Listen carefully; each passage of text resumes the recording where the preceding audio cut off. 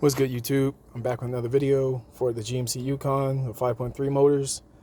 I got a code P0440 for EVAP system fail, and this is a video explaining all the parts that could possibly fail for that code.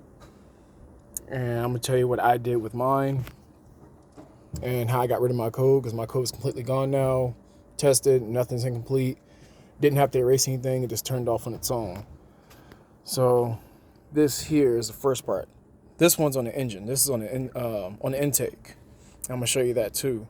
But it's a regulator here, and it's this little silver piece here. It's connected to a vacuum hose, and it's connected to the vacuum hose and the fuel line. And this thing was in bad shape. Honestly, I think this is what caused it. And then this is a solenoid. This goes on the gas tank. This is next to the gas tank, next to the charcoal canister. Very easy to get to. I'll show you where that's located too. And this is also another EVAP solenoid. This is also easy to get to and on the intake manifold. So I'm gonna start with these two. I'm gonna start with the two on the engine, and then I'll get to the one on the bottom. Also the gas cap. That's what it's a typical fix for this, but for this particular reason, it was not. So here's that solenoid. So it's connected to the fuel line right here, and then it has its own vacuum hose which goes right on top to the intake here. So really easy, quick fix. Took less than 2 minutes just to pop the connection point off, pull it off, throw the other one back on, connect it back up. This is the solenoid up top. Now this one was just as quick. It's held on by a 10mm. And a gasket. Make sure to keep that gasket. And you just disconnect the line here. You push this little gray tab back, push the line down, pull up, and then you disconnect this. Connect it to it. Then you just throw in the new one. It takes no more than like 5 minutes. It's real quick. And for that EVAP canister, let's see if I can get it. It's under here. That's it right there. It's next to the gas tank, right next to the fill-up line. So it's real easy to get to. All you need is a flathead for that one. And for that line connected to it, you're gonna put the flathead inside those connector points. And it should disconnect from the line very easy. And also that little tab there, the little silver tab you see on it. So they're very easy to get to, very easy to work on. But yeah, so I'm telling you about this code because what was weird about mine, I don't know if anybody else ever had this. If so, you can tell me in the comments. But my car was not starting at all. Like, it was stalling out, just trying to start it up, and it took until like maybe like a third flick of the ignition for it to start. But it was choking itself out, and I couldn't understand why. And it was a 440. Almost thought it was something as silly as the starter, but I was like, it's not clicking or making a, you know, like an electrical noise. So I figured that couldn't be it. So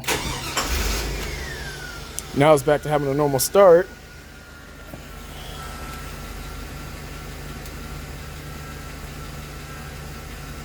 Okay, no codes.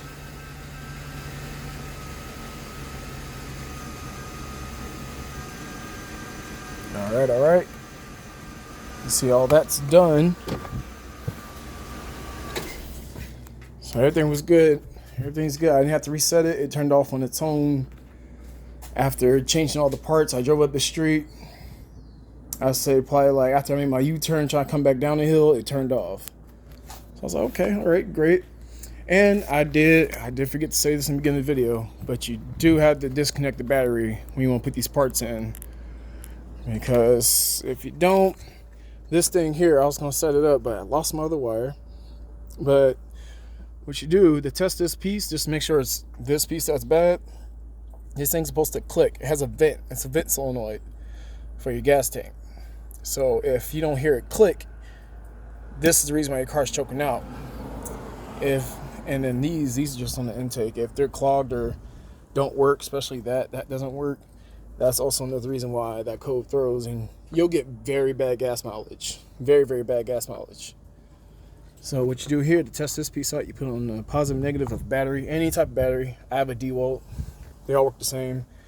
And you connect it to these two tabs here inside. And what you'll do is you'll hear a little click, a very loud click.